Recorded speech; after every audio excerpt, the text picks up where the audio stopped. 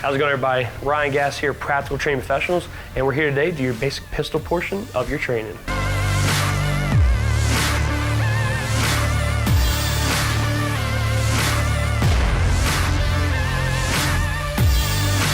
So for the duration of this course, if you have your own firearm at home that you're going to be working with, you want to make sure that first that it's unloaded and clear. All right, so what we're going to do is we're going to take our firearm.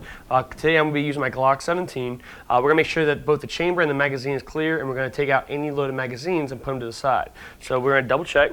Our magazine right here it is empty, and then if you look here, the chamber is clear. All right, and also I have 2 extra magazines with me, so I'm going to check those as well. All right, empty as well. Empty as well. All right, go ahead and put those away. All right, and again, if you have any loaded magazines in your work area, go ahead and take those out and put them to the side now. Also, you can take a break at any point in time, pause the video, use the bathroom, get a little snack, whatever you need to do at any point in time during this video, and come back to it. Also, there will be a test at the end of this portion of the course, so you want to make sure you're paying attention, and if needed, take notes. The goal of this course is going to be for you to gain the basic knowledge, skills, and attitude necessary for owning and using a pistol safely, whether it's a firearm that you already own or you're looking to buy one in the future. This will better prepare you so you can safely do that. Next, we're going to go over the rules for safe gun handling. The first rule being, treat every firearm as if it were loaded. As we just demonstrated, this firearm is clear, and I'm just going to go ahead and double check. Magazine's empty, the chamber's empty. I always want to treat every firearm as if it were loaded. Even if I just double check to make sure it's unloaded, I still want to treat it as if it were loaded, because mistakes do happen, they have happened, with people assuming or believing or knowing even that the gun is unloaded. Right? Treat every firearm as if it were loaded regardless of what you think you know. Also, never point a firearm at anything you do not intend to shoot. Notice how the rule is not, and I did not say never point another firearm at another human being. The rule is never point a firearm at anything you do not intend to shoot. Because the unfortunate truth of the matter is that we may unfortunately have to point a firearm at another human being and discharge that firearm in the line of self-defense or defense of others. So never point a firearm at anything you do not intend to shoot. Person, place, or thing. All right? Regardless, again, of whether you think it's unloaded or otherwise, treat it the same way every single time. Also, if your firearm has a safety, this one does not. But if your firearm does have a mechanical safety, a lever or a button that allows you to engage or disengage the firearm so that it can fire, you want to make sure that you always use that safety. Right? If you don't have a safety, hey, ignore that rule. But if you have a safety, use it. Do not rely on it. Think of a safety as your seatbelt. Just because you have your safety on doesn't mean you get to mishandle the firearm or treat it any differently than you would have before. Much like the seatbelt, you don't put your seatbelt on and all of a sudden you get to drive 40 miles an hour over the speed limit down some country back roads and expect to remain safe. Right? Same thing. Use it, but do not rely on it. And if you don't have a safety, ignore that rule. Next, you want to keep your finger straight and off the trigger until you are ready to fire. What does that mean and how do I teach that? You want to have your finger up on that frame, your trigger finger up on that frame until you're ready. Notice when I get a high firm grip, that comes more naturally. If I don't get a good high firm grip, which we'll go over more later, my finger tends to want to fall more over that trigger guard. Right? Why do I not want my finger covering that trigger guard? It's because you're more likely. Can it happen still when you have it on the frame? Yes, but you are more likely for your finger to slip and fall into that trigger, whether if somebody were to scare you, you trip, you fall, you sneeze, whatever. People tend to tense up, and you don't want to end up tensing up onto that trigger. All right? So you want to have your finger straight on the trigger on that frame until you're ready to fire. Next, and this is going to be very important when you're talking about home defense or concealed carry. All right? It's going to be a 3-part rule, kind of. You want to, 1, know your target, and you also want to know what lies between you and that target and what is beyond that target. Let's break that down. Why do we want to know what our target is? All right? Why should you know what you are discharging a firearm at, whether it be a person or an animal? Right? Let's just talk about it from the hunting aspect, even though that's not so much big here, but some people can actually relate to the hunting aspect where Why should you know what you're starting a firearm at? One, for basic ethics, and two, for keeping with game laws. You want to make sure that what you're shooting at, you actually have the proper tags for.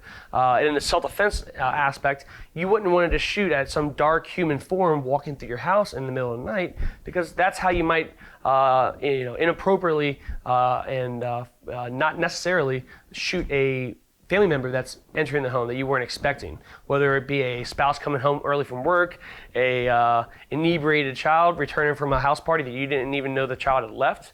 You want to make sure that you don't just discharge your firearm at everything that moves. All right. Next, know what lies beyond your target and also between you and your target. All right, especially when you're talking about home defense and concealed carry, because you're responsible for every single round that leaves your gun. If in the course you defend yourself or others, you mistakenly injure or kill a person that was between you and that threat, or that was beyond that threat, you're still responsible for that. All right, whether legally, ethically, civilly, you are still responsible for that. So you want to make sure that you're aware of your surroundings at all points in time.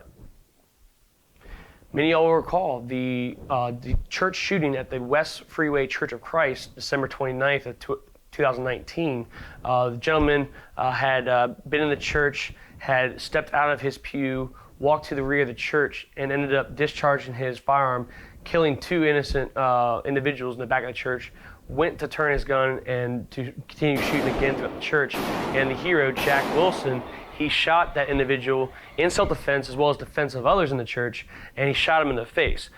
If you recall, Mr. Jack Wilson stated that he shot him in the face even in conflict of his training. He was actually a firearm instructor himself, because if he had aimed lower for a larger target rather than the face, he would have possibly hit an innocent bystander that was between him and that person. He aimed above that innocent bystander, taking the only safe shot available at that face.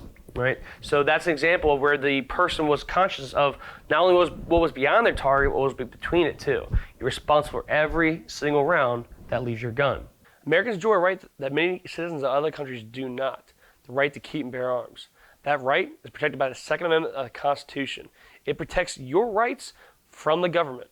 But with that right does come responsibilities. It is the gunner's responsibility to store, operate, and maintain his or her firearms safely, to ensure that unauthorized or untrained individuals cannot gain access to your firearms. Who might that be? It might be your kids in your life. Maybe you have young kids like I do. I have a 1-year-old and a 5-year-old daughters. They are not to the point yet where obviously I would trust them to handle their firearms without me there. I'm training them slowly but surely, and that'll come with time. But they would be someone that is not properly trained or authorized at this time. Could be maybe you have kids that are a little bit older, and maybe they are properly trained and they are authorized, but they have friends that come over to the house and they are not properly trained or authorized. Could be a family member or a friend that visits the house that they are not trained or authorized. It could even be a spouse. So you want to make sure that they don't have access to those firearms and have an accident possibly happen. You also need to learn and obey all applicable laws that pertain to the purchase and use of a firearm in your locality, where you live at, whether it's your city, state, the federal regulations. While I obviously do not, I'm not fond of any gun laws. They're all infringements of our Second Amendment rights. I'm still, held to those standards. I still have to be held accountable when I'm found to be in violation of those. So, one, conduct yourself smartly. Two, know what the laws are, where you're at. So there are many reasons why people like to own firearms or wanting to own firearms, including protection of their self or their family, whether in the home or outside the home when they're carrying on their person concealed or even open. Also, recreational shooting, just going out and having fun, plinking with the friends, and just sighting your guns. Also, we have competitive shooters, people that shoot whether as a hobby competitively or even those that shoot professionally and are sponsored by manufacturers and ammunition dealers. Also, hunting. Hunting is an aspect of firearms. For some people, they think it's the only aspect of firearms, but hunting has been, a big part of the area that I grew up in Southern Maryland. I didn't grow up in hunting. I am in hunting now, but it's just one aspect of the many reasons why I own firearms. Also, collecting. People just like to collect guns. Some people collect guns, some people collect stamps, some people collect coins. Jay Leno collects cars. So that's just another aspect that people like to partake in when it comes to firearms. There's professional reasons why someone might own or be using a firearm. I obviously use firearms professionally for my business, doing firearms training. Someone that maybe is in private detective work, they do security, maybe they're law enforcement or they're military and they're issued a firearm, they might use a firearm and have a firearm whether issued to them or otherwise because of the work that they do as a professional. And then, just because you can. The Second Amendment allows you the right to keep and bear arms. It doesn't matter what your reason is. So people just do things just because they can, and that's perfectly fine. I'm all about supporting your Second Amendment rights, regardless of your reason. As long as you're doing it ethically, I don't mind what your reason is, right? Even if it's, open carrying of a long gun, down the road and stuff. It's not particularly my thing. I don't do it. But hey, if you want to exercise your right in that manner and you're not putting anyone in harm's way, hey, more power to you. So when you're looking at firearms, there's going to be two main types of cartridges. Your guns are going to generally fire one or the other. Now, we have rimfire or we have centerfire. Right? Rimfires tend to be your smaller calibers, like your 22s, your 17 HMRs. Your centerfire tend to be the relatively small to the extremely large calibers, from your 25 auto, your 380s, your 9s, your 45s, your 40s, all the way up to, and this is not so much for handguns, but all the way up to 50 BMG. All right, they're going to be very similar overall. They both have projectiles or bullets. That is the actual part of the overall cartridge. The overall assembly is referred to as a cartridge or round. The bullets, sometimes they're referred to as bullets, but that's inaccurate. The bullet actually is specifically the projectile. That when you fire that gun, that bullet, that projectile travels down the barrel, exits the muzzle, and it travels downrange towards hopefully your intended target. That specifically is what referred to as the bullet or projectile. Those are acceptable interchangeable terms. Now, behind that, we have our powder. The powder is ignited by the primer. The primer sets off a small spark, ignites a large explosion, and that combustion is created, and that is what forces that projectile down the barrel towards your target. At times, if somebody or yourself is shooting in low light or no light conditions, you will see some of a muzzle flash. That is that combustion escaping from that barrel. Now, with the rimfire to centerfire, the chemical compound for the primer for the rimfire is found in the rim of the casing. When that is set off, that again creates that small spark, which ignites that powder and creates that combustion. Now, similarly, but a little bit different, the centerfire cartridge, you have a primer that's located in the center of the rear of that casing, and again, when that firing pin comes down and strikes that primer, that creates that small spark. In turn, that large explosion, combustion forces that projectile down that barrel. So you want to identify and make sure you shoot the right ammunition out of your gun. You may have bought a gun and for years you maybe didn't use it and you forgot what caliber it is. Or let's say you bought it and you didn't come with a user's manual or a box. Let's say you got a gun handed down to you by a family member that might have passed. You want to make sure that you don't just assume what the gun fires. You want to make sure you use the right ammunition from your gun. One, to make sure you don't damage the firearm, but ultimately two, and most importantly, is for your safety. So, example, this actually is a Glock 17, but much like it, I have a Glock 22. It was the first handgun I ever bought. A Glock 22 is a full-size handgun that shoots, it's a full-size Glock that shoots 40 Smith & Wesson. I bought that, I used it for several years, but then for whatever reason decided that I wanted to actually have the gun and I want to have it shoot 9mm. The neat thing with Glocks is you can actually just change the barrel out, and you can take that Glock 22 that shoots 40 and you can change out the 9mm barrel, and now it shoots 9mm. Now, with that gun on the outside, it still indicates and still says Glock 22 40, but if you look at the barrel, it is 9x19, 9mm. So you wouldn't want to mistakenly load that gun with 40, or vice versa. You wouldn't want to take a 9mm that you changed out the barrel to 40 and put 9 in it. Can you shoot 9mm? Will a 9mm load, chamber, and fire from a 40? Yes, you can. It is extremely, it can put your firearm's integrity at risk. It can damage your firearm. It can also possibly, harm you. So you don't want to do that. You don't want to mix up ammunition. You want to make sure you shoot the right ammunition for your gun. And again, verify the caliber of your gun by checking the barrel. Another example, not related to handguns per se, but like AR-15s. On the receiver, it may say a certain caliber, it may say multi-cal. If the receiver says 223 and 5.56, you could have changed the upper receiver out to multiple different calibers. Calibers that you can't obviously shoot 223 or 5.56 out of. So you always want to make sure you check the barrel and nothing else about the gun, the frame, whatever, the slide. Check the barrel. So once you've determined the caliber of your firearm, you want to then make sure you have the proper ammunition. Now, how you can do that is on the back of civilian ammunition, it'll have stamped on the back what caliber it is. On the slide behind me, you'll be able to see that on the back of that casing, it says 38 Special.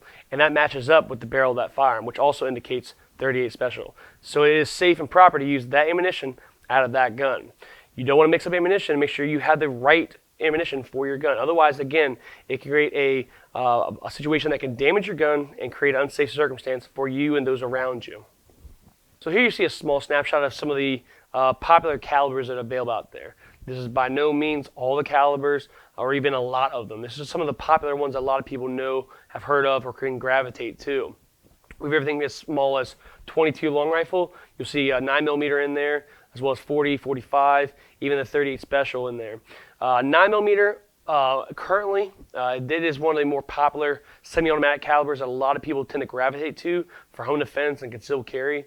I myself happen to also use 9mm. Not to say that it's the best one out there, or the worst one, but it's what works for me, and it's what found to be working for a lot of people. How that kind of comes to be a lot of times is whatever the FBI ends up doing or using, a lot of the local police departments start using. And because of that, a lot of people end up saying, hey, well, it's good enough for the local sheriff's office or police department, it's got to be good enough for me and what I'm doing. So that's how a lot of that tends to happen. For a while there, 40 Smith & Wesson was the go-to choice, and that's kind of died down in recent years. Now the more popular tends to be the 9mm. A lot of people, you can see 45 ACPs in there. 45 is a very popular caliber, used in a lot of 1911s, been around for many, many decades. Good round in general. Now, does ammunition expire? A lot of people say, yeah, it does. You know, it's got an expiration date. No. Ammunition does not expire. All right. Generally speaking, you want to store your ammunition in a cool, dry place. That'll ensure that your ammunition is proper and safe to use for years and decades even to come. Why do you want to not introduce moisture to your ammunition? Because of metallic surfaces, and it can corrode and make the ammunition unserviceable and even unsafe to shoot. So you want to make sure that you inspect your ammunition before you use it. So there's two main types of ammunition that people tend to be using for different reasons. Full metal jacket and hollow point. Now, full metal jacket is a relatively, compared to hollow points, tends to be a more affordable ammunition to buy, and it's more or less geared towards and used for on the range. Hollow points have sometimes gotten a negative connotation based on misinformation out there. What hollow points do and why people use them is because let's just start with the name. Hollow point, the nose of the ammunition is hollowed out. What does that do? What is that? Why do people gravitate towards that? It's because when the projectile hits and enters a ballistic target, it starts to open up. The nose of the ammunition starts to open up, almost mushroom. Think of it as like a parachute on a car. And why that is good is because as it's opening up, it's creating a larger surface space on the face of that projectile. And that allows that bullet to slow down a lot faster. And what you're doing with that is you're mitigating the chance of over-penetration, that round is going to hit, enter, pass through, exit your target, and possibly continue on to hit an innocent, unsuspecting bystander. So in mitigating that, a lot of people tend to gravitate towards and use hollow point ammunition. What hollow point ammunition does not do, it doesn't hit its target and explode. Right? It doesn't also hit its target and just stop right there immediately every time. Right? It is there again to mitigate the chance of over-penetration and exiting that target, but that's not so much guaranteed. Now, full metal jackets, they don't expand, they don't slow down as quickly, and because of that, they could very easily hit, enter, pass through, exit your target if you hit your target, and continue on, and very, very likely to possibly hit somebody else if there's somebody in the background. So here you'll see what a hollow point does after it's passed through a target. Now, Different hollow points perform in different manners, but this particular hollow point, you can see, generally speaking, how a hollow point looks once it's penetrated a ballistic target. It has expanded. You'll notice the nose of the ammunition has expanded. It does make that create that larger surface space that we talked about. And again, that's what you're looking for. That's why you're using that. Now, also, you'll see some that have some hollow points that have a polymer-filled tip. A lot of people tend to use those more or less during the winter so that you can still penetrate through those extra layer of clothing that people may be wearing, but it can still have the use of the hollow point and expand upon penetration of that ballistic target. So you'll notice that sometimes, and that's what that is. So again, we want to go over these firearm safety rules again to make sure that you know and understand what these rules are and how they are important to you and your use of a firearm. The first rule again being treat every firearm as if it were loaded. Right? Again, regardless if you double checked or triple checked, you had somebody else check, you treat that gun as if it is loaded at all times. Never point a firearm at anything you do not intend to shoot. Again, doesn't say don't point a firearm at another human being. What it does say is do not point a firearm at anybody or anything that you do not intend to shoot. Next rule, keep your firearm on safe until you intend to fire. Now again, not every firearm has safety. Example, Glocks. But if you have a safety in your firearm, great. Use it. Do not rely on it. Next rule, keep your finger straight and off the trigger until you are ready to fire. Right? Where I like to see that finger placement is on the frame of that gun. Right? Does that guarantee that your finger cannot slip onto that frame and on that trigger? It does not guarantee that, but it does better mitigate that versus having it just outside of that trigger guard.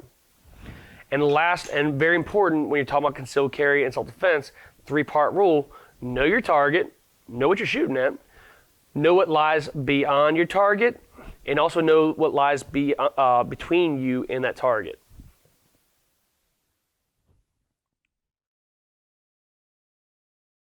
So now we're going to go over the 3 common pistol action types.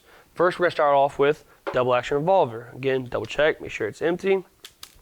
Now with a double action revolver, we want to remember that the trigger performs 2 actions. Key to the name, double action.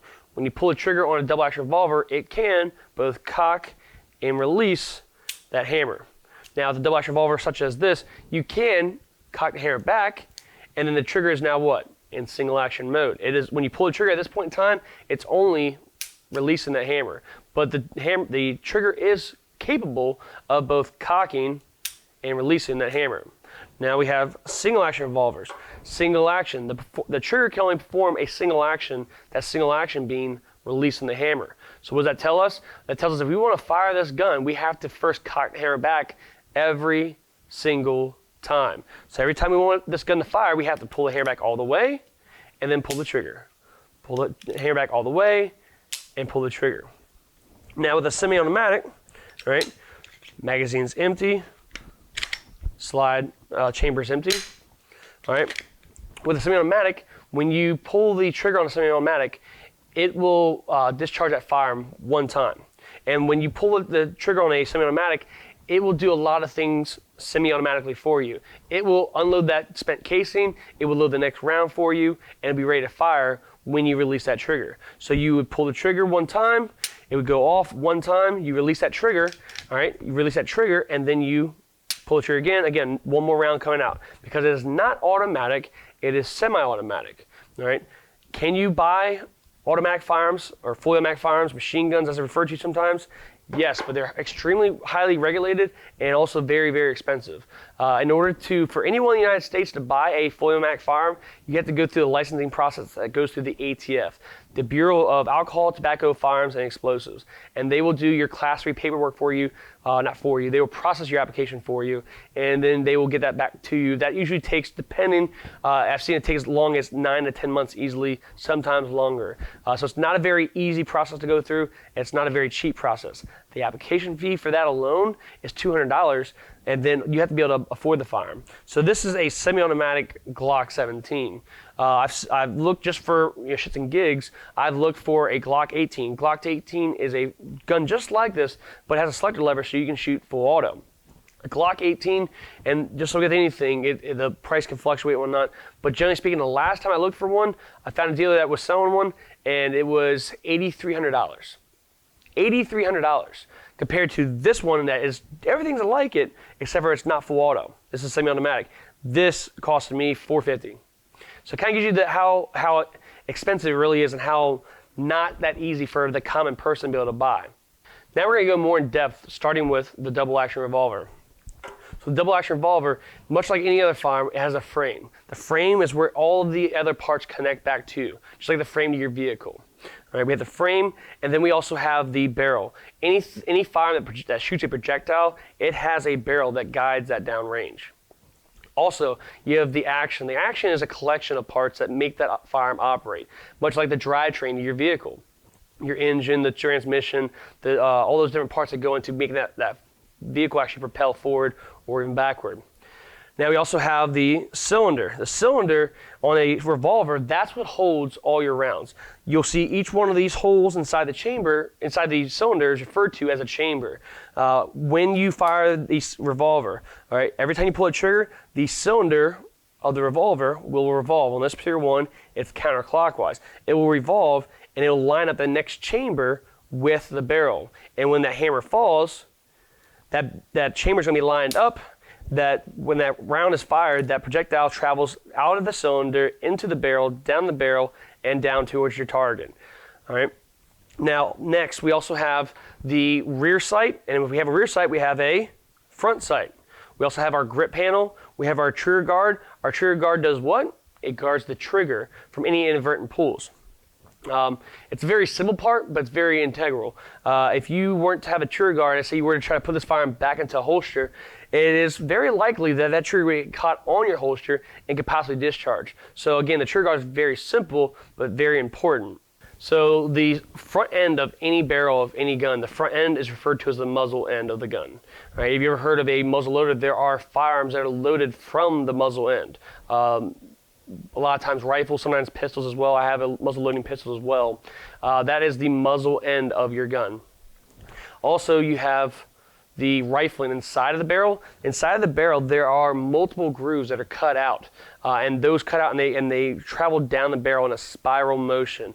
And what that does is as that projectile is traveling down that barrel towards your intended target, that projectile is going to have that spin, that spiral, and that's going to continue when it exits the barrel of the gun, the muzzle end of that gun.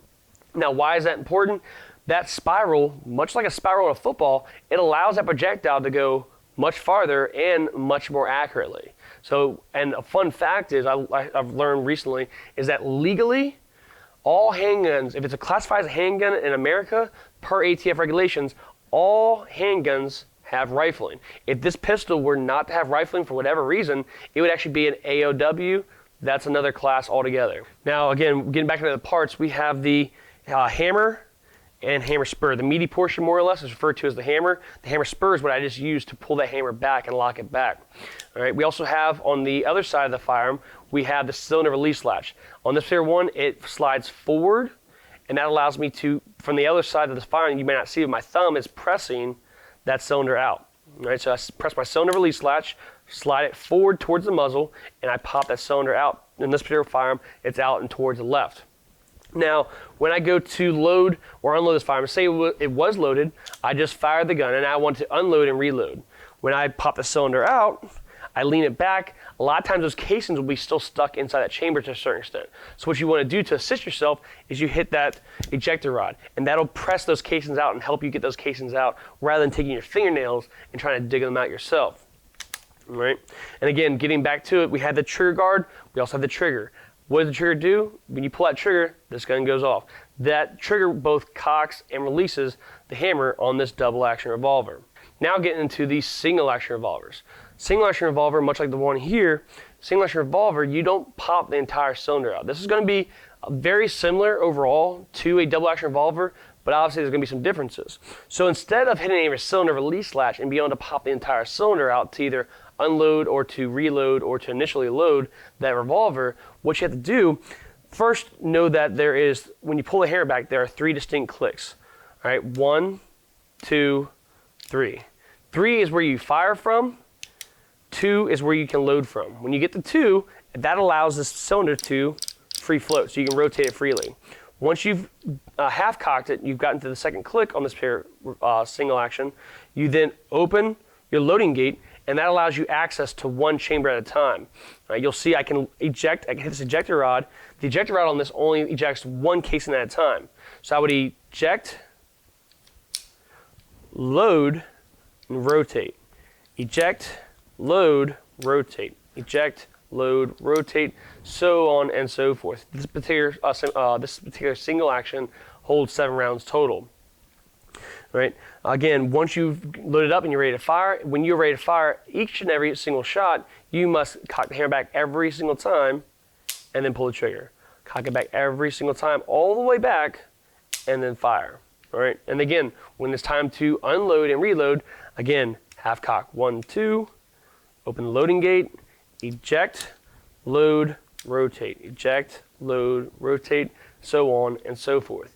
You might see why this is not that popular of a firearm nowadays. This used to be at one point in time in history the cream of the crop.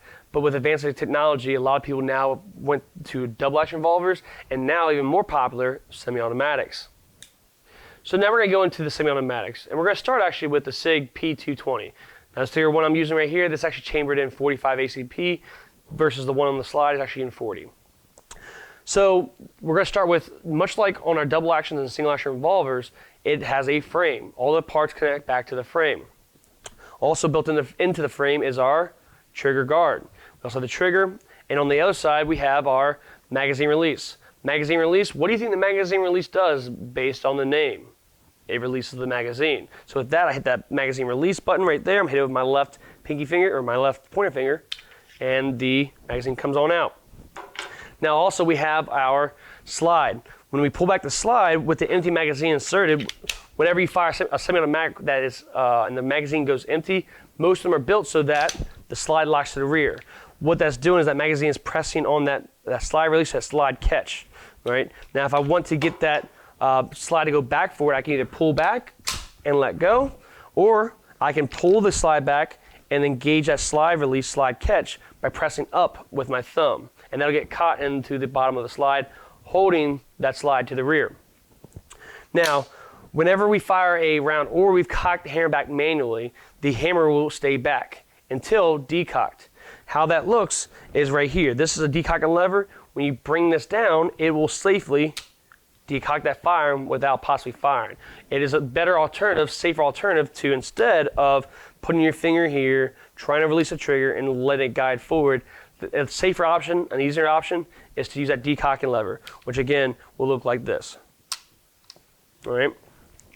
Now also, to take apart this firearm, there'll be a takedown lever, but we'll go to that better later. We're talking about disassembly and reassembly of a firearm.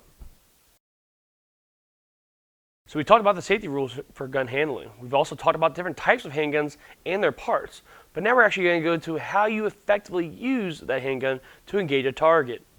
Now getting into stance. All right, we want to focus real quick on our foot placement. Now with that, we don't want to have our feet too close together, right? That is going to make us unstable. But at the same note, we don't want to be overextended. We don't want to have too much room between our feet. All right, instead, we want to have our feet, much like in sports, shoulder width apart. Now when it comes to our overall stance, we don't want to have our knees locked out. Right? We also don't want to have our knees too far bent. We don't want to be crouching. Right? Instead, we want to be standing firmly, but with a slight bend in our knees. Now, when we go into shooting or we're drawing our firearm, it would help to bring that strong foot back for your stability and also be able to put some weight behind that firearm. All right, so when you're drawing your firearm and you decide you want to shoot, oftentimes for some reason people will bring the gun up to a certain level and then they decide they were going to adjust their entire body to line up to that gun. Right? That is not, what you want to do.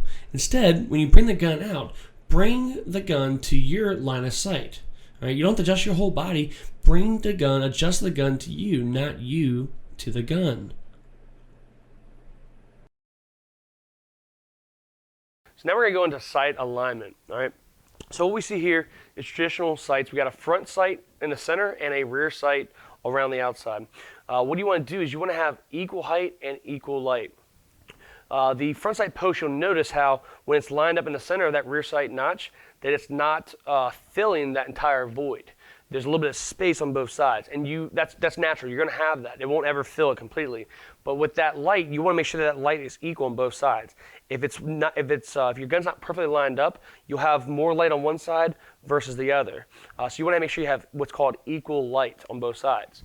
Now also with the top of the front sight post and the rear sight notch, you want to have the top of those lined up evenly. So we call that equal height and equal light, right?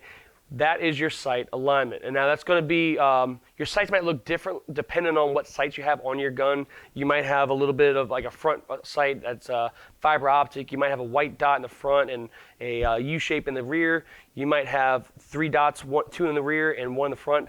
All that doesn't matter because what remains the same on all pistol sights is your rear sight notch and your front sight post, equal height, and that equal light. So now we have established our sight alignment. Now we want to look at our sight picture. So with our sight picture, we're looking at 3 things here. In the background, we see our target. We also see in the center here, we see our front sight post, but also we see our rear sight notch. Now with looking at these 3 elements, your eye can only focus on one thing at a time, right? So of those 3 things, target, front sight post, and rear sight notch, you want to make sure your eye is focused on that front sight post. Notice how the target is blurry in the background, but we can still tell. With our sights lined up as they are, if we were to pull the trigger at this point in time, where is that round going to hit? It's going to hit center, right? So you want to have your front sight post focused. If there was a speck of dust on there, if there was a word written on there, you should be able to see it because your eye is focused on it. If your eye is not focused on it, you'll never notice that word was there, that letter was there, that piece of dust was there. So again, you want to be able to focus on that front sight post. So what we're going to do here is we're actually going to do a ocular dominance test. Many people know which hand they are dominant with, whether it's the right hand or left hand.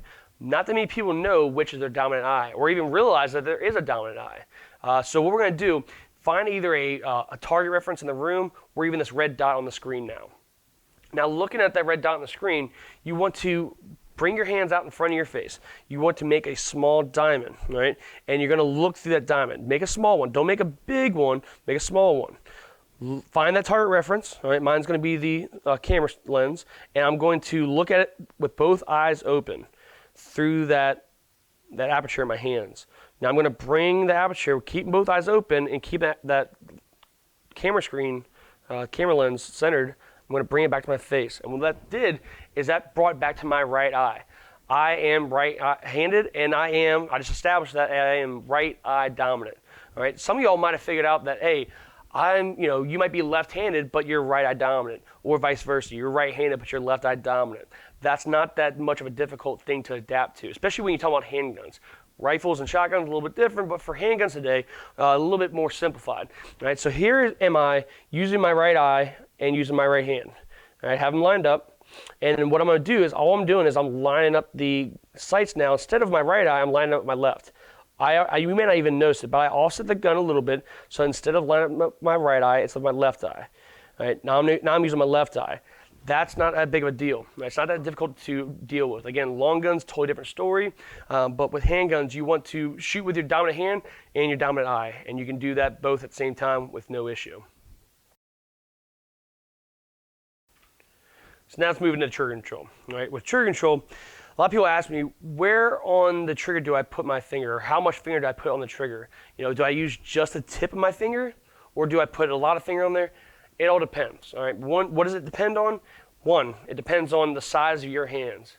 And 2, it also depends on the gun that you're using. So with my Glock 17, I know that what I need to do is, with my Glock 17, with my hands, I put the trigger about centered on the first palm of my trigger finger. What that looks like is I'm going to use a knife to show you. So using the back of this blade, this being my trigger, right? The trigger ends up making contact with my finger about there on my trigger finger. All right, it's not all the way towards the tip of my finger. It's not closer to that inside of the knuckle. All right, it's kind of more towards the center. But that's what works for me in my hand. Now note, whether you maybe notice it or not, I have relatively large hands. So if you have smaller hands using the same Glock 17, your finger placement on that trigger might be closer to the tip of your finger. Or if you have larger hands than I, your finger might end up being closer to the knuckle of that finger. So It's not the same for everybody. It's not a one-size-fits-all. You're going to have to figure that out once you get a good, firm purchase with that firearm in your hand. All right. Once you have established that, all right, you want to make sure that when you are pulling that trigger to the rear, that you're doing so smoothly and consistently without disturbing your sights. You don't want to get a good finger placement, get your good sight alignment and sight picture, and then you pull the trigger so damn fast that the sights end up, like the gun ends up being off target, or you end up anticipating the shot. You want to have a slow, deliberate, not so much slow, a smooth and consistent pull to the rear without disturbing those sights. Now, obviously, with practice, you'll be able to do that faster. But you want to definitely start slow, and if you can establish accuracy, you can do it the right way, the safe way, obviously, the right way, the safe way, and you can establish a good, consistent shot group, then you might want to speed it up a little bit, challenge yourself while trying to maintain accuracy. But the main thing is that if you can't do it slow, you can't do it fast. So you want to make sure that you do it smoothly and consistently, and with time, with practice, the speed will come. So once you pull the trigger on your semi-automatic, you are going to want to let go of that trigger smoothly and consistently until you feel and hear that click. All right, I felt it, you heard it, you may have even seen a little bit of that jolt in my finger, but that is where the trigger has now reset. I no longer have to let that trigger go any farther out. If I do, it will go farther out, but I just want to let go of the trigger until I hear that click, and then I'm going to, when I'm ready, I can go ahead and press that trigger again, and with less trigger pull, it'll be able to go off, all right? And again, when I let go of that trigger, I'm going to slowly let go until I hear and feel, all right, that click. All right, I'm gonna do it one time for you again. Hear and feel that click. All right, once I get my sight alignment, sight picture lined up, and I decide I need to fire again, pull that trigger just slightly to the rear, and it'll go off. All right, so we call that press the trigger, reset the trigger, press. Press, reset, press. All right. So before we get started on loading and reload, I want to go ahead and show you all. Today what we're using just straight dummy rounds. These are 9mm dummy rounds. You can buy them on Amazon or at your local gun shop. They're usually about 80 cents to $1 a pop, depending on how many you buy at a time. But our magazines are loaded dummy rounds, and our gun is clear. Now, what we're going to get into is our initial load, our tactical reload, and our dry reload.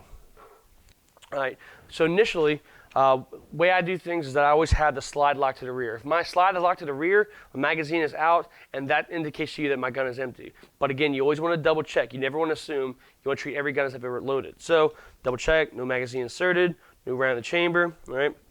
And again, my first magazine, my initial magazine's loaded with a few dummies. All right, so we have our slide locked to the rear. We took it out of the case, we're at the range and whatnot, and we have our slide to the rear, double check to make sure it's empty before we start our initial load. With our initial load, you want to index the magazine.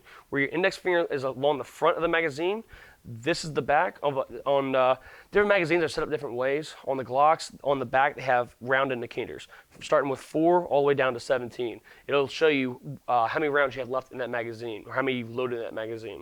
All right, so the front is an opposite of that. It's a little bit more rounded along the front of that. We want to have our finger along the front of that magazine. Index finger is matched up nearly with the tip of that first round. Right? And what that's called is indexing the magazine. Now, having our firing point in a safe direction, we're going to go ahead and take that magazine, and it's going to match up, and I can feel it in place. That's why we're indexing, so I don't have to look to see exactly what I'm doing. I don't want to have to do that. If I need to, I can, but I don't want to have to do this. So I always want to practice indexing the magazine. Once I have that magazine indexed and I have it started, I can go ahead and insert. I always tap again to make sure it's all the way in. Grab it along the back, pull back, rack. This is called racking, and let go. Right? You don't want to. You want to take and pull it back and then guide it forward. You're more likely to actually jam the gun doing it that way. It is built to do it without your help. So go ahead and tap, pull back, and let go. If you were to baby it forward, it's more likely to jam, and I'll show you what that might look like. All right, so you're going to pull back, and we're going to guide it forward. All right, and it loaded all the way that time. But that's not what you want to do. You don't want to have the slide come back babied forward. Just pull that slide back, all right, and if you have another round in it, it'll go forward. Now, you notice the slide locked to the rear when I did that.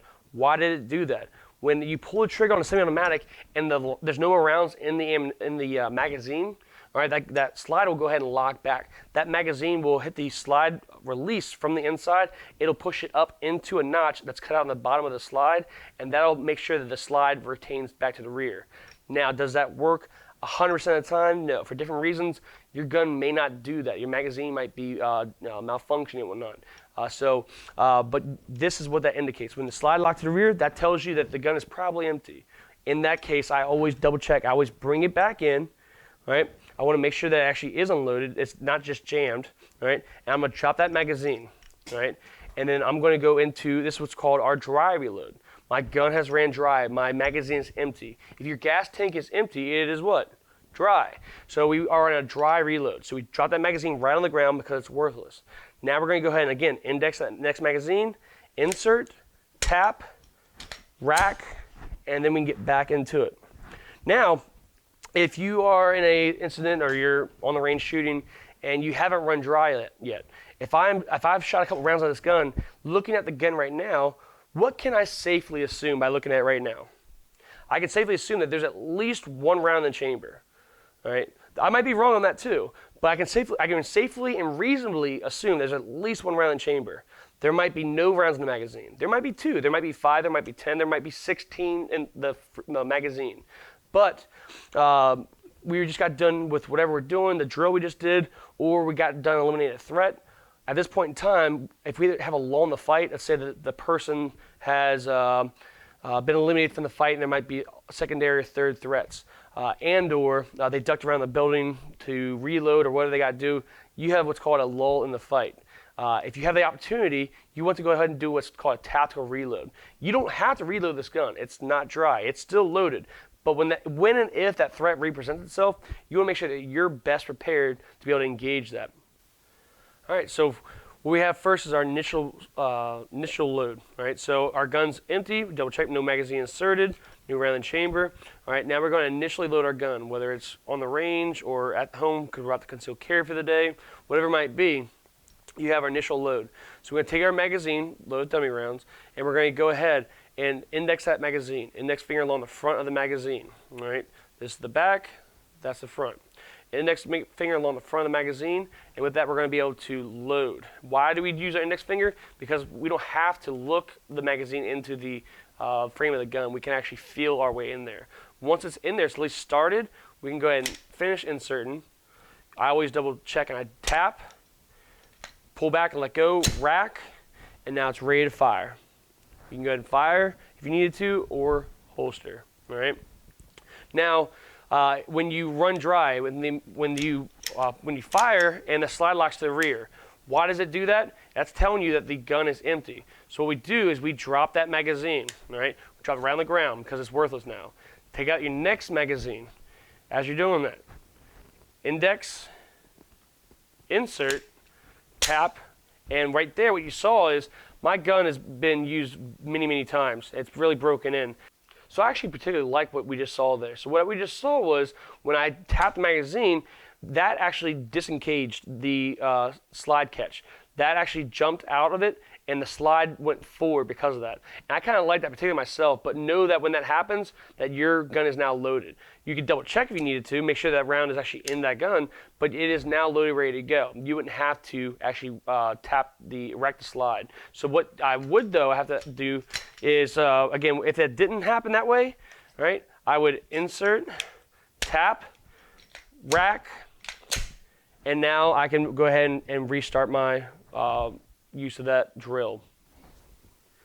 Now, when you're firing, right, whether on the range or self-defense, what I can look at and assume right now, while I might be wrong, I can safely and reasonably assume that looking at the gun I've been firing, I have at least one round in the chamber still, right, because the slide didn't lock back, right, and I don't know exactly how many rounds left in my gun. It might be, in my magazine itself, there might be 2, there might be 5, 10, there might be 16 rounds left, but I can safely assume that there's at least one round left in that chamber. So if we have a lull in the fight, what we want to do is we can go ahead and take that magazine, we take our next magazine out. I mean, this is a 17 round magazine ready to go. I can go ahead and grab a hold of the bottom of that magazine, rotate this next magazine in, tap to make sure it's all the way in there, I don't have to mess with the slide. Why? Because again, that one round is in there. So now, before I had an unknown amount of rounds in my magazine, and I had one round in the chamber. Now I have 17 in the magazine, one in the chamber, and I'm ready to go if and when that threat were to represent itself. And because that other magazine still had a few rounds left, I'm going to take that, and like I did, I went ahead and put it back into my magazine pouch. All right, so again, to summarize, we have our initial load. When the gun is completely empty, right? Verify, make sure the round there's no round in the chamber and there's no magazine inserted. So this is a completely empty gun. We have our initial load where we initially load it. We also have our tactical reload, right? Drop the magazine, rotate, insert, and stow, right? And then when you're shooting and you run dry, what happens? The slide locks to the rear, all right? So slide to the rear, gun's empty, drop the magazine around the ground, take out your next magazine, index, insert, tap, rack, and bang. That is our dry reload. Tactical, dry, and initial. All right, so what you see here, we see interruptions of cycle operations. What is that? That's a long way of saying that your gun is jammed, all right? Your gun is jammed. Why did that happen? All right, so it could be multiple things, all right? So when you pull the trigger, nothing happens. Why did that happen? Well, it could be the fact that the round was in the chamber, but it was a bad round. The primer didn't go off, whatever it might be.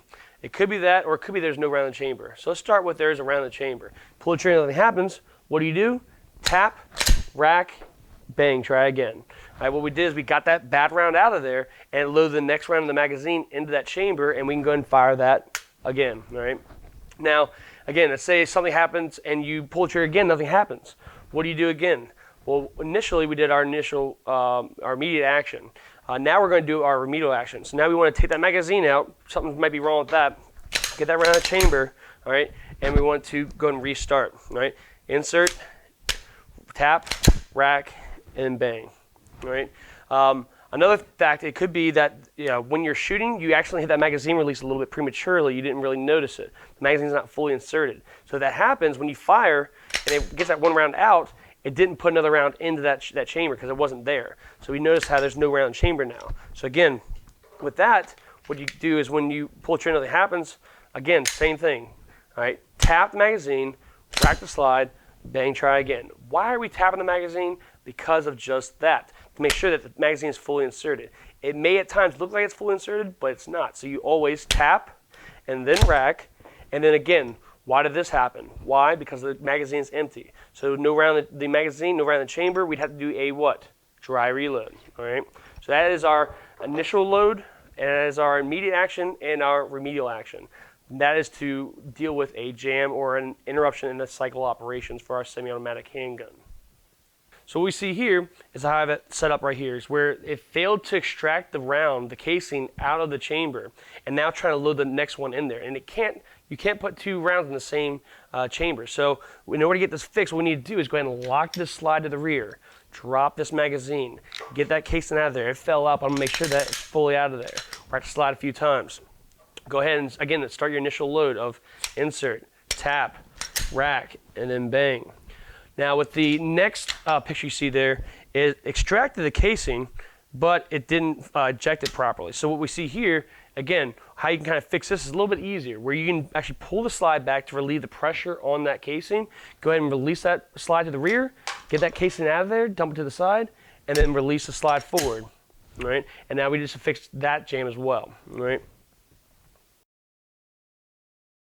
Now just like your vehicle, your guns are prone to, at times, have mechanical failures. Parts can wear out. How do you maintain your gun?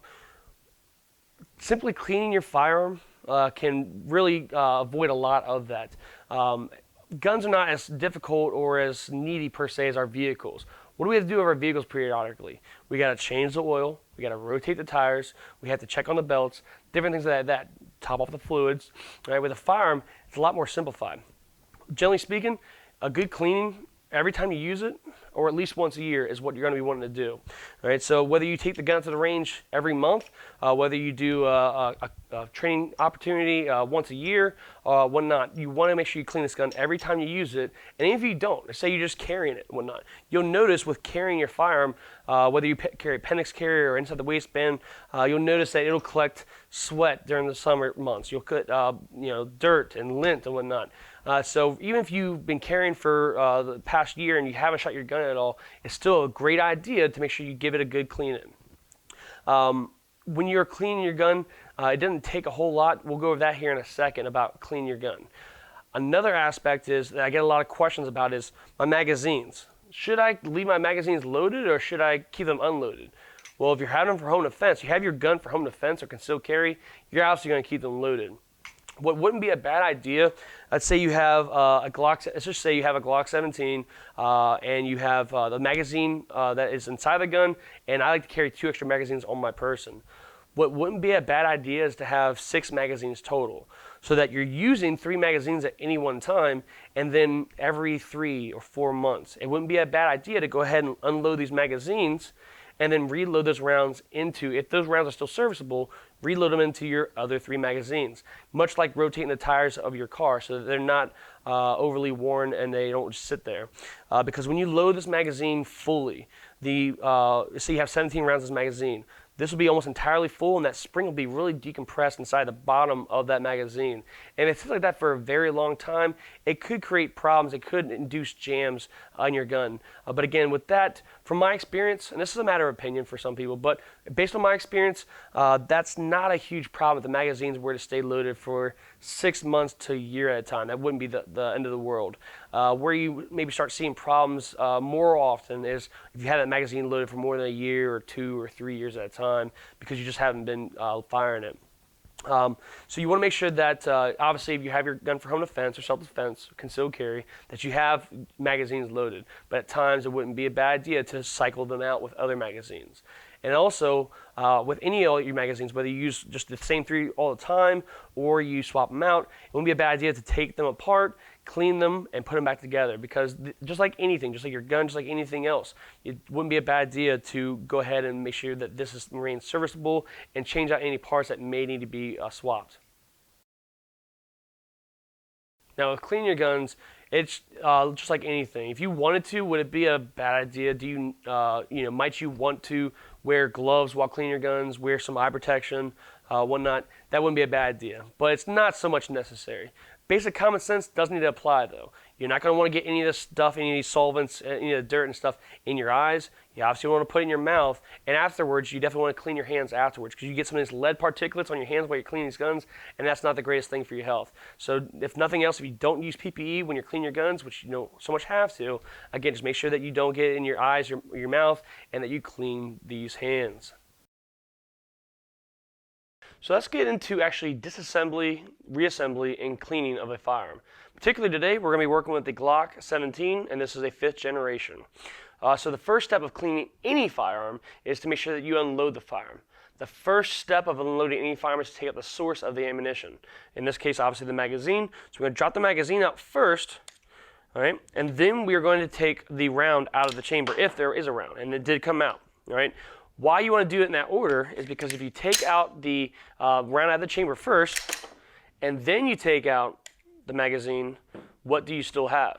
You still have a loaded firearm. Because if you were to pull the trigger, which is required as part of the disassembly process, you would fire off a round, because there's still a round in the chamber.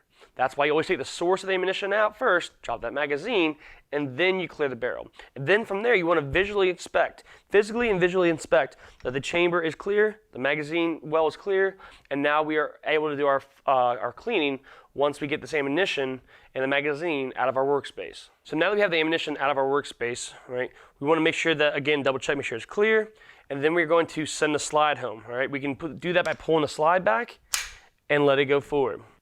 From here, we have to pull the trigger. Right? Again, another example of why it's extremely important to make sure you clear your firearm out first.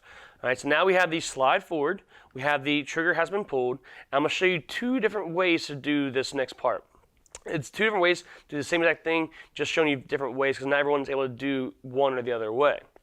So we're going to take and we're going to put our nose of our firearm into the table, all right, and we're going to press the grip forward, the frame forward. That's going to bring back this slide just a little bit, right?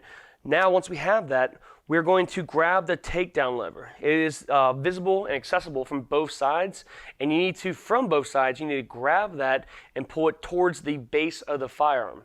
All right, so that's going to be from my left to my right. So I'm going to use my middle finger on one side, my thumb on the other in order to do that. I'm going to pull down, and when I have that pulled down, I'm going to lift up on the frame, and the slide will then come off. So now I have the frame, I have the slide assembly, which includes right now at this point, we still have the spring and spring guide, which we're going to depress and take out. We're also going to take out the barrel, right? Lift up from the chamber end, right? And then we have our slide. This is now what we refer to as a field stripped Glock. From here, we can then move into the actual cleaning portion. So the first step that I use when cleaning my firearms is, once I got my firearms breaking apart, I'm gonna put them to the side a little bit, and I don't wanna mess up my tablecloth, so I'm gonna lay out this old shop towel, whatnot. You can use old shirt, whatever it might be, because I'm going to spray down all these parts as much as possible, all right? Spray them inside and out, and I'm not particular myself, but today I'm using ram oil. It's decent for cleaning your firearms, also lubricates and also protects your the surface of your firearms. I'm gonna go ahead and use this. I'm gonna spray down inside and out all over any of these parts of my firearm, all right? And you don't have to be worried about, you know, using too much. There's no such thing as too much, all right? Inside and out. This stuff gives you ideas about $5-6 a can. And I use it regularly, and it takes me a while to get through the entire can anyway. So definitely get it all in there, inside and out. All right. And then if I had time, obviously I'd let it sit for a little while, but I'm not going to do that today. But you know, just let it sit on there for about 5-10 minutes at the most. Let it really break down that dirt and any gunk that's on there. But after that, what I'm actually going to do is take a brush. You can use an old toothbrush. These are nice little fancy brushes made for cleaning guns, but honestly, it's not quite necessary. A simple toothbrush from Walmart will work. I got like a 5-pack of these from Walmart for like $5. But I'm going to go and take this. I'm going to hit anything that it can reach inside and out of this gun, right? And it is, you know, again, it's not going to be exactly perfect. How clean you make your gun is really up to you. You know, you could detail it inside and out every time you shoot it. You could, you know, let it sit for a year and not even touch it. It's all up to you on how clean you make your gun. It's all personal preference. The general rule of thumb is, you know, every time you take it to the range, and if you don't take the range all the time, at least once a year or so. And with that, again, it'll be able to make sure the firearm is working properly and efficiently when you need it, right? When that might be. All right. So I'm gonna hit this thing inside and out. Get inside that mag well with this thing, on the grip, everything inside that trigger. All right. All right. And after that, I'm gonna take and I'm going to wipe down this excess cleaner and solvent. All right, get it all off there as much as possible. All right, and what we just did when it came to spraying the gun down and wiping it down, or brushing it down, you could do that multiple times if you wanted to. One time in general works for me, but again, whatever works best for you and what you find suitable for your firearm, that's your prerogative. All right, so I'm gonna get as much as I can off of there. All right, gonna go ahead and do that also with the slide. All right. All right, and again, you're not gonna be able to get all of it just with a simple, you know, shop towel or shirt. But by the way, I'm using a shop towel or not, but a shirt honestly works perfectly great. Use an old T-shirt, and they can actually get into a little smaller spots because they're a lot thinner. Shop towels honestly aren't as good as T-shirts, in my opinion. All right. Go ahead and get the barrel cleaned off. Get the spring guide. All right. Now, while I have it taken apart, which you can do this taken apart or put together, I'm going to get my bore snake out. All right, and this bore snake, you can actually use it on firearms that are chambered in 9mm, 380, 38 Special, 357 Magnum, amongst a few other ones. But with this, with the gun taken apart or put together, I can run this through my barrel and clean the inside of my barrel out. Right, and you definitely want to, generally speaking, especially if it's put together, you want to take it and you want to put it in through the chamber end and pull it through to the muzzle end. But one time, right, will actually make it pretty damn clean. You can do it twice, it's not gonna hurt anything, right? If you do it more than twice though, you're just playing with it. All right, so pull that through. All right, and what I'm gonna do is actually, now I'm gonna come back behind with Q-tips. These are nothing special. These are any type of Q-tips you can get from Walmart or any type of store. And with this, I can get into all these hard to reach spots. And two things it does for me. One, I can grab onto any leftover solvent or cleaner. And two, it kind of gives me a gauge of how clean really is my gun. If you go over this entire gun with one Q-tip and the Q-tip's still white as day, then your gun's pretty damn clean. Get inside this trigger guard, behind the trigger, right, inside this magazine well, down through the top, right, getting all these spots. Pretty much if it's glistening, it's probably got solvent still left on it, so you want to get all of that out of there, right? Because if for nothing else, this is my carry gun. So when I go to put this back on later, I'm wearing a decent shirt, so I don't want that solvent and stuff to be coming out of my firearm all over my holster and my clothes, right? So I want to get as much of that off as possible. I'm going to run this, pull that through there.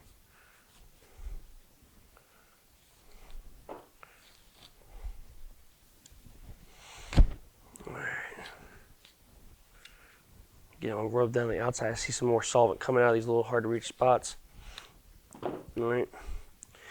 So now I've got it generally pretty decently clean, but I'm not totally finished yet. Alright, so what I'm going to go ahead and do is I'm going to reassemble the gun now. Right, so I'm going to grab from the chamber end, I'm going to drop the muzzle in first, and then put the entire barrel into that slide. All right. Once I do that, I'm going to take the spring guide again, starting from the muzzle end, put in, seat it, and then I'm going to depress that spring just a little bit so that it gets into the bottom of that locking lug of that barrel. Now I can turn it right side up again. I'm going to go ahead and these channels are going to go right onto the back of that slide. Right, and I'm going to match it up, and I want to make sure I keep it matched up as I'm pulling the slide slowly and consistently to the rear. All right, and from there, the gun is back put together. You want to make sure, especially with these Gen 5s, they can be kind of finicky when you're pulling the slide back. If you don't keep it perfectly lined up, it can actually come off the rails. So you want to make sure you keep it lined up.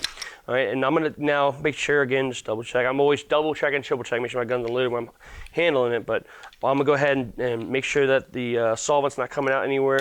I like to work the slide a little bit. That'll help bring some of those solvents and cleaners out to the surface. All right. All right, and then after this, I'm still going to take some more Q-tips and run it all over this firearm. All right, again, inside that trigger guard, right behind the trigger. It's a nice spot for dirt to hide and the solvent to come out at. All right, I'm going to lock the slide back and get up underneath the slide there. A lot of solvent ended up there now. All right, and again, it's not exactly perfect. All right, I'm definitely going to probably spend a little bit more time later getting some more solvent off the trigger and behind the trigger guard, inside that magazine well. I can still from here, I can get Q-tips inside that upper portion of the slide while the slide's to the rear, right, to the ejection port. And again, this has now been disassembled, reassembled, and then also cleaned as well. That is the disassembly, reassembly of this Glock 17.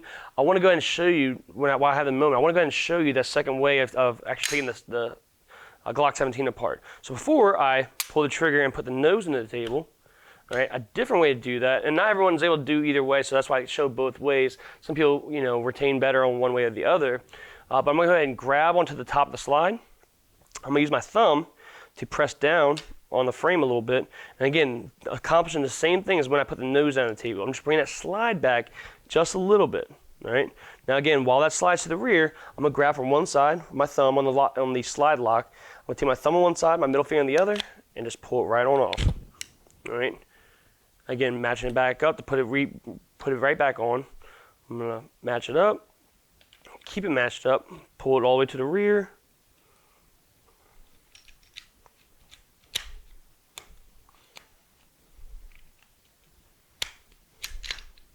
All right, and let go. All right, disassembly, reassembly of a Glock 17, particularly the Gen 5, and make sure that you take a moment. This is not going to be one of those things where I remember the first time when I took apart my Glock 17, the very first time, I actually was taking it from looking at it on the book to the Glock comes with, and trying to take those words and read them on the paper and turn them into action. And I wasn't able to do that without frustration. And so while I make it look somewhat easy, it is going to be a little bit difficult your first time. And what I would generally tell people to do is get it, do it, and make sure you know how to disassembly, reassemble that firearm. But go ahead, once you've got it down at least once, do it 2-3 more times, because with more repetition, it becomes easier and easier, and you'll better remember it for next time. But you can always come back to this video later and examine how to actually take apart your Glock 17 for future references. So that is your disassembly and reassembly of your Glock 17. All right, for other videos of how to take apart different various firearms, be sure to go to our YouTube channel at PTPGun.com, Firearms Training on YouTube, and we'll be able to show you other videos of various handguns out there and how they disassemble, because not every firearm is just like the Glock 17. Some of them are similar, but many have different variations of that. So oftentimes when people go to buy their first firearm, they might ask me for my opinion. They might ask me, Ryan, what do you think I should buy? What do you think I should buy? What do you think a good firearm is for a first-time buyer? What about this? So what I want to figure out is not what works for me that I can tell you to go buy, but instead what works for you. Right? So first thing I'm going to ask you is, what are you going to be actually using this firearm for? Is it for home defense? Is it for hunting? Is it for shooting competitively? Is it for concealed carry? Because different uses of a firearm call for different types of firearms. Right? I wouldn't try to use a Mini Cooper to run a big rig trucking company. So different needs call for different firearms. So what I would say is, hey, are you going to use it for home defense or concealed carry? Home defense, you're not so much worried about the overall size or profile. You're not so much carrying it on your person. But if you're concealed carrying, I train a lot of realtors. They might be wanting to conceal carry, but they want to be discreet because they don't want to offend a client. So with that, they might want to get something that's a little bit more smaller overall profile, has a little less weight to it. If you're going to be hunting, obviously that's going to be a whole totally different spectrum of things. Competitive shooting, if you're shooting competitively and you're wanting to buy a firearm for that, you're going to be looking to spend a lot of money. It's going to be an ugly ass gun most of the time, and it's going to be heavy as hell. So just know that going into that. These are the things you got to think about when you're talking about buying a firearm. Another thing you're going to go into is, are you able to operate that firearm? Can you pull the slide back on that semi-automatic? Can you pull the trigger on that double action only pistol? Are you able to hit that magazine release and get it to actually operate? Because I've trained people from all different backgrounds and lifestyles. I've trained people that I've trained amputees. I've trained people that are a little bit more mature in age and they don't have possibly the same hand strength that they once had. So they might have to adapt to those new changes in their life and their health.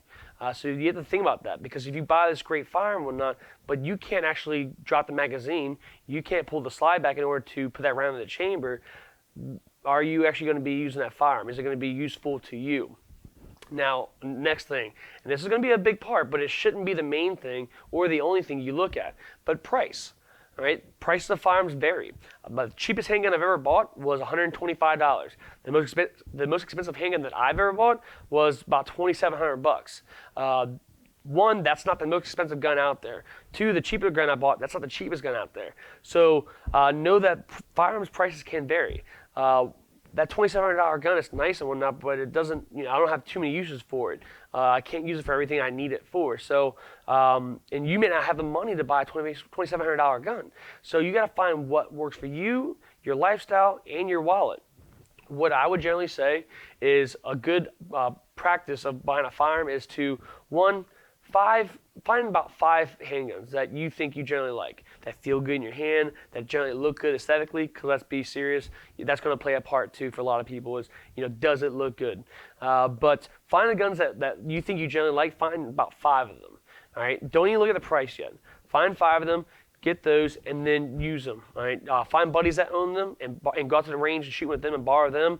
Go to a range that rents them and rent them and use them, and find out which one you actually like to fire. Find which one you actually are more accurate with. Find out what actually works for you. Once you've done that, try to narrow that 5 or so down to about 2 to 3. And from there, then I would start looking at price and calculating that in as well.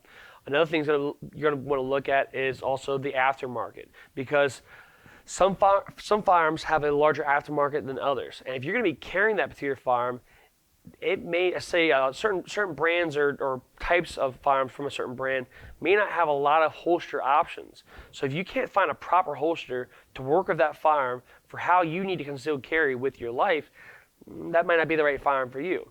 So you want to calculate that in too. Can you find magazines for it? Can you find holsters for it? Can you find all that affordably?